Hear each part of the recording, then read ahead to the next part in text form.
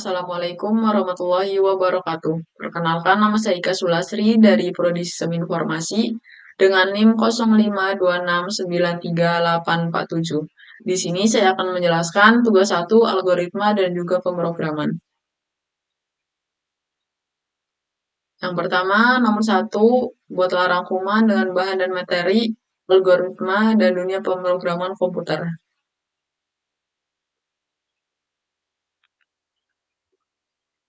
Algoritma merupakan sebuah konsep dasar dalam dunia ilmu komputer dan juga pemrograman. Secara umum, dapat diartikan sebagai rangkaian langkah atau proses yang disusun secara logis, terstruktur, dan berurutan untuk menyelesaikan suatu permasalahan hingga menghasilkan suatu output tertentu. Algoritma memiliki peran yang sangat penting karena menjadi prosedur sistem yang dibutuhkan komputer dalam menjalankan suatu proses. Tanpa algoritma, suatu sistem kurang efektif atau tidak sesuai dengan tujuannya.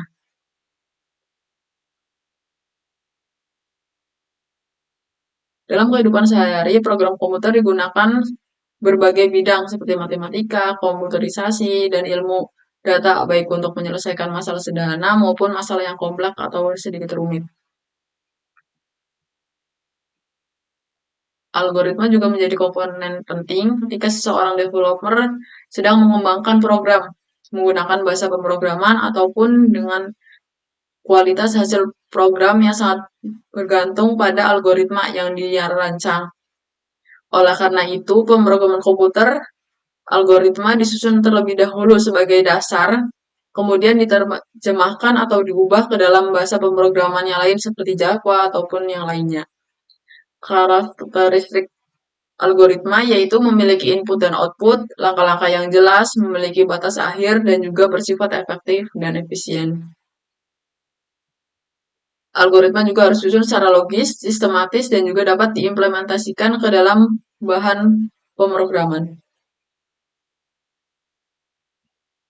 Salah satu fungsi algoritma yaitu sebagai dasar dalam pembuatan program serta panduan logika dalam proses coding, membantu menyelesaikan masalah secara sistematis, dan menjadi sebagai landasan pengembangan perangkat lunak. Menjamin komputer dapat menjalankan tugas dengan baik dan juga tergantung pada urutan instruksi yang jelas dan terstruktur.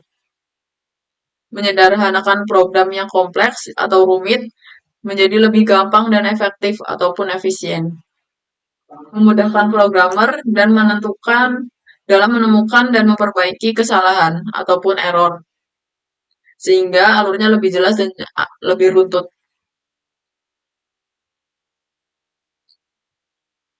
Dalam proses pengembangan juga menjadi lebih terarah dan sistematis. Terdapat juga beberapa pendekatan dalam penyusunan algoritma untuk mempermudahkan pembuatan program, di antara yaitu top-down, divide, dan counter, sehingga membantu memecahkan masalah besar menjadi bagian-bagian yang lebih kecil dan juga mudah dikelola. Dalam menyusun algoritma terdapat dua cara, yaitu flowchart dan juga pseudocard. Jadi, algoritma merupakan sebuah dasar utama dalam dunia pemrograman yang berfungsi sebagai langkah yang sistematis dalam menyelesaikan suatu masalah secara logis dan struktur. Selain itu, algoritma juga membantu pemrogram atau programmer dalam mengembangkan suatu program yang terarah dan bisa mudah dipahami dan meminimalisir kesalahan. Lalu yang B, sejarah Java dan perkembangan Java. Java dikembangkan oleh James dan juga timnya pada tahun 1991 melalui proyek yang dikenal sebagai Green Project. Pada awalnya, bahasa ini dinamakan OAK karena sudah ada nama lain, jadi diubah menjadi Java. Java pertama kali dirilis secara resmi pada tahun 1995 dengan konsep With Runs Run Anywhere atau WORA, yang memungkinkan kode atau program dijalankan di berbagai platform penggunaan Java Virtual Mechanic (JVM) sejak diakuisisi oleh Orange Corporation pada tahun 2010.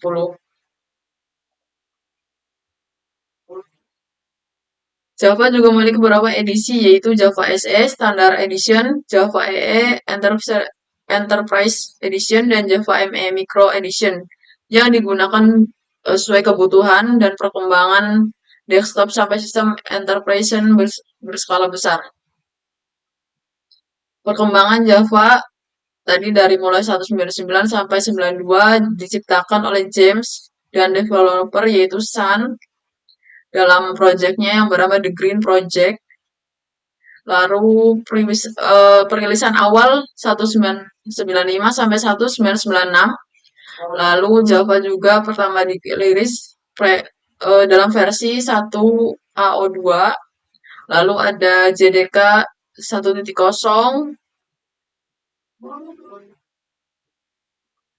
Lalu JDK 1.0 dengan fitur input output, lalu jaringan CTP atau IP, lalu GUI, lalu 1997 sampai 1999 rilis JDK yang terbaru 1.1, lalu 1998 rilis J2SE 1.1. Pada 1999 Java juga mulai dikenal lebih luas melalui event Java Once dan J2EE versi beta mulai diperkenalkan. Lalu mulai berkembang pesat dengan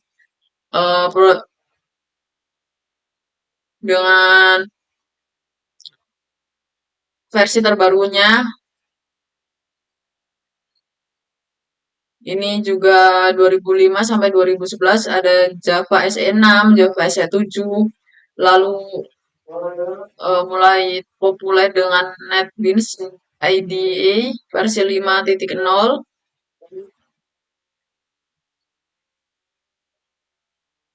Dan juga yang terbaru 2026 Java 26. Selain itu juga banyak digunakan pada web, mobile, atau Android, dan enterprise system. Pada tahun 2010, Orange Corporation secara resmi mengambil alih dan menguasai Sun Microsystems. Sejak saat itu, Java terus dikembangkan melalui perbaruan rutin.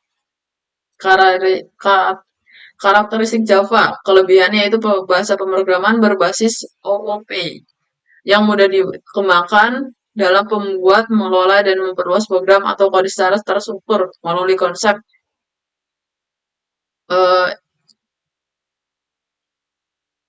inheritors dan juga yang lainnya. Di sini ada juga karakteristik Java, yaitu bahasa pemrograman yang berbasis OOP yang memudahkan pengembangan dan pembuatan, pengelolaan, juga memperluas program atau kode secara terstruktur. Bersifat platform independen dengan konsep written whereas run anywhere atau WORA, yang berarti program ditulis dalam Java dapat dijalankan di berbagai platform atau sistem operasi tanpa perlu dikomplikasi ulang. Sistem operasi Java juga menggunakan Java Virtual Machine (JVM). Memiliki tingkat keamanan dan stabilitas yang tinggi, didukung oleh library dan juga framework yang lebih lengkap. Terus juga memiliki sintak yang mirip dengan C++ karena Java merupakan pengembangan dari bahasa C++, sehingga lebih mudah dipelajari oleh programmer yang sudah memiliki dasar program. Meskipun mirip Java, tapi menghilangkan beberapa fitur yang kompleks atau sulit dari C++. Fleksibel karena dapat digunakan untuk berbagai jenis aplikasi seperti desktop, web, dan aplikasi Android. Kekurangannya yaitu tampilannya sering dianggap kurang menarik karena menggunakan teknologi lama seperti Swing. Membuat Java lebih sering digunakan dalam pengembangan backend daripada fokus pada tampilan dan antarmuka. Java menggunakan Java Virtual Machine untuk menjalankan program sehingga kebutuhan memorinya lebih besar dibandingkan pemrograman yang lain. Jadi Java itu lebih berat. Lalu dibandingkan dengan Python atau JavaScript, sinteks Java cenderung lebih panjang, yang harus memahami seperti dasar kelas atau interface. Namun pada versi terbaru, Java juga banyak penyederhanaan seperti lambda, var, dan lain-lain. Kurva belajar Java cukup kompleks atau rumit bagi pemula karena harus memahami konsep OOP atau kelas, interface, dan juga sejak awal terasa lebih kompleks dibandingkan scripting yang lainnya. Software yang dibuat dengan Java yaitu Eclipse IDE, NetBeans, Minecraft.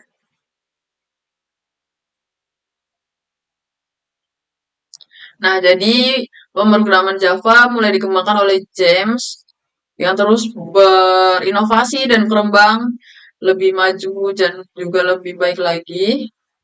Lalu menggunakan konsep Wora sehingga bersifat portable dan fleksibel. Berbagai platform mulai dari desktop, web, hingga mobile. Juga didukung oleh library dan framework karena Java cukup besar penyimpanannya. Meskipun memiliki beberapa kekurangan, penggunaan memori yang lebih besar, sintaks yang cenderung panjang, serta kode yang cukup rumit bagi pemula, kelebihan yang dimiliki Java yaitu stabilitas, keamanan, dan juga didukung oleh komunitas yang membuatnya tetap relevan dan banyak digunakan.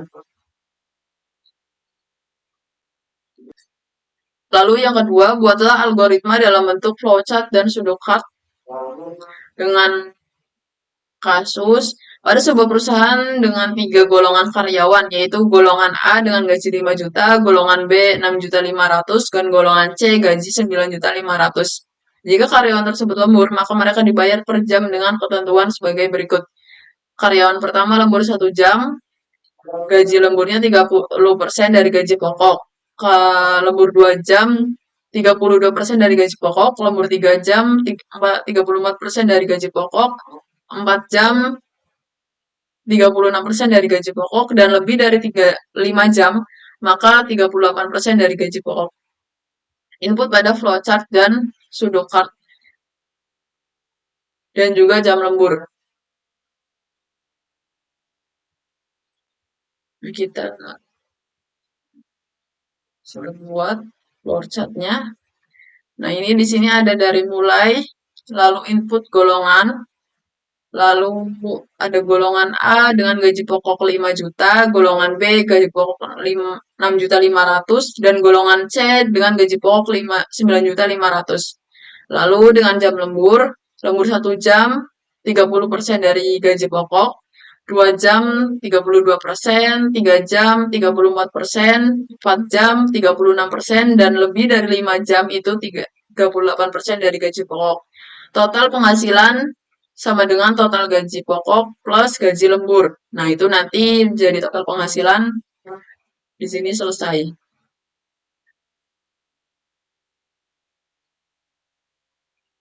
Lalu di sini juga ada kode pseudocode-nya. Yang pertama ada start, dan deklarasi variabel golongan. Golongan, jam lembur, gaji pokok, gaji lembur, total penghasilan. Input data, yang kedua ada input data, input golongan, input jam lembur. Lalu yang ketiga menentukan gaji pokok berdasarkan golongan. Tadi golongan A, gaji pokoknya ada 5 juta, golongan B gaji pokok 6.500.000, dan golongan C 9.500.000. Dan LC lalu output golongan tidak valid. Yang empat, menentukan gaji lembur berdasarkan jam lembur. Tadi lembur 1 jam dengan 30% dari gaji pokoknya. Lalu lembur 2 jam 32% dari gaji pokok, 3 jam 34%, 4 jam 36%, dan lebih dari 5 jam 38%. Dan juga ketika tidak lembur, kosong. Karena dia tidak lembur, tidak ada persenannya. Lalu yang kelima, hitunglah total penghasilan. Yaitu dengan total penghasilan dengan cara gaji pokok ditambah gaji lembur. lalu tampilkan hasil output, total penghasilannya. Lalu kita juga udah menghitungnya menggunakan Java, kelas Java, ini tugas 1, ini kelasnya. Di sini ada pakai string, public statics. Yang pertama tadi ada output golongan jam lembur. Kita sesuai dengan pseudocode tadi. Nah, ini ada input golongan jam lembur, masuk golongan A, B, C. Lalu jam lembur, gaji pokok, gaji lembur, dan penghasilan. Lalu yang kedua menentukan gaji pokok. Yang A 5 juta, yang B 6.500.000, yang C 9.500.000, serta yang tidak serta golongan yang tidak valid. Lalu yang ketiga menentukan gaji lembur berdasarkan jam. Yang tadi 1 jam 30% dari gaji pokok, 2 jam 32, 3 jam 34%, 4 jam 36%, lalu lebih dari 5 jam 38%. Dan juga yang tidak lembur itu 0 karena dia tidak lembur jadi tidak ada persenannya. Lalu yang keempat hitungan total penghasilan. Kita menghitung total penghasilan diambil dari gaji pokok ditambah gaji lembur. Mari kita jalankan.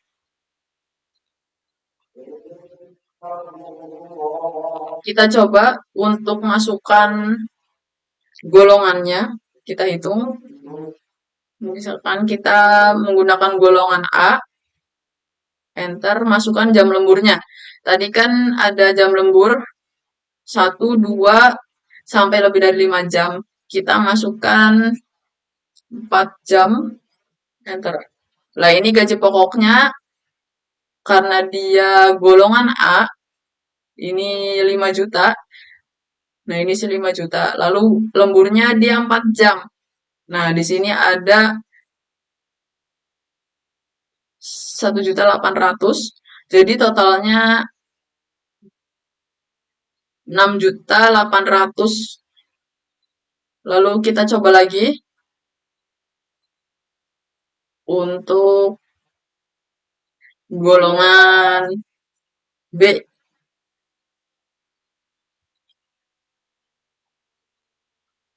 Golongan B, jam lemburnya kosong atau dia tidak lembur, kita enter. Nah, di sini kan golongan B gajinya tadi 6.500.000. Nah, sedangkan lemburannya dia 0 atau tidak lembur, jadi sesuai gajinya, tidak ada persenan.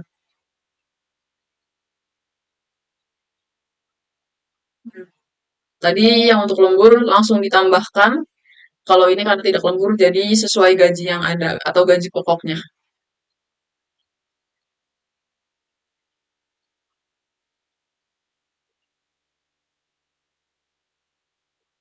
Jadi itulah dia penjelasan dari tugas 1, algoritma dan pemrograman dalam bentuk flowchart dan juga pseudocode dan perhitungan gaji pada Java. Kurang lebihnya mohon maaf. Terima kasih. Wassalamualaikum warahmatullahi wabarakatuh.